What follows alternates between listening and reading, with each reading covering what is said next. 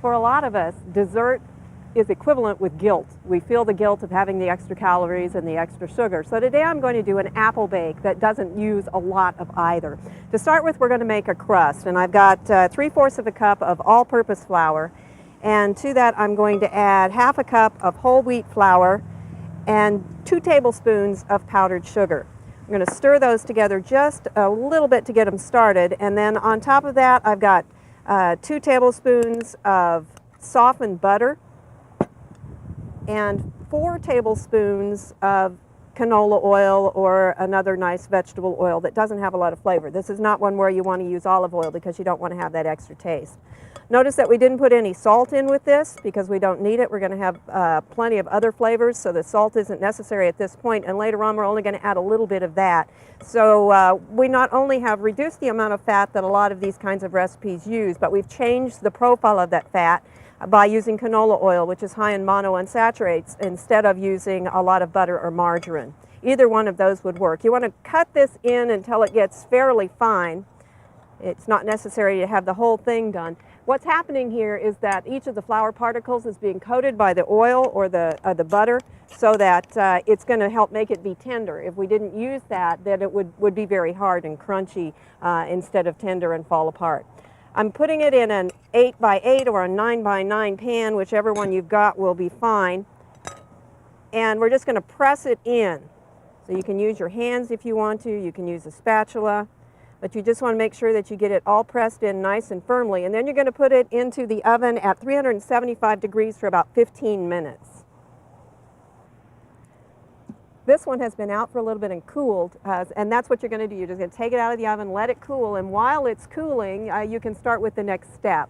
And this could even be done a couple of days ahead of time, so you can do this in stages as time allots. What I've got here is a nice sized saucepan, and I have 1 cup of apple cider. You could use apple juice if you don't have cider. The cider gives a little bit more flavor though. And then I have 4 apples. Now I've used a mix of apples and I've cut them into chunks. They're peeled, cored, and cut into chunks. And I used a mix of 2 Granny Smiths and 2 Gala apples. You could use Braeburn. You want to use one that's still going to hold its shape, so a Golden Delicious would also work, but add a little bit more sweetness than if you use just complete Granny Smith. That's the advantage. The Granny Smith holds its shape, holds its flavor really well, but it's not quite as sweet. So we're going to sweeten it up. Instead of adding more sugar, we're going to add another variety of apple.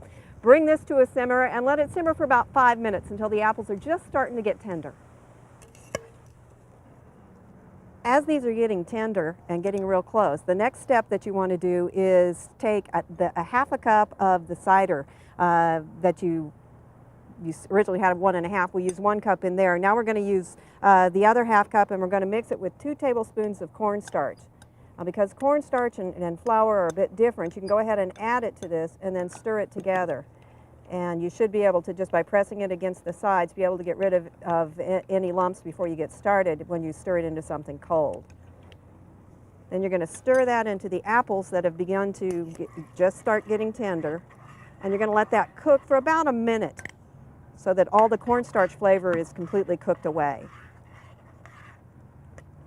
Now while that is cooking, we're going to go back over here to our base, and we have about 1/4 of a cup of apple butter. And take the back of your spoon or a spatula and simply spread that over the top. This is going to add more sweetness. If you've got unsweetened apple butter, that's great, but if you can't get that, then the sweetened type works equally well. And this adds a lot more sweetness to it without adding straight sugar in most cases, depending on how you've made your apple butter.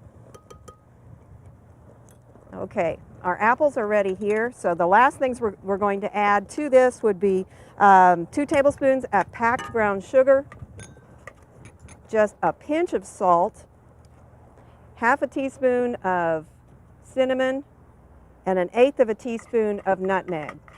Just simply stir those together, and then you're just going to spread it on top of the pan that you already have working here. Doesn't that look terrific? We've cut the apples just big enough. They should be bite-sized pieces, but still nice and chunky. Spread it around just a little so that all the liquid isn't on one side and the apple's on the other. And then we have the oven now set at 325, and the last thing we're going to do is spread about a half a cup of granola over the top of this. And you're going to put it in the oven at 325 for somewhere between 30 minutes until it gets nice and bubbly. And you end up with something that looks like this. Low in sugar, lower than many of the desserts we have, sweetened naturally, and really, really tasty for the fall and for the winter season. This is Apple Bake for Oklahoma Gardening. This is Barbara Brown.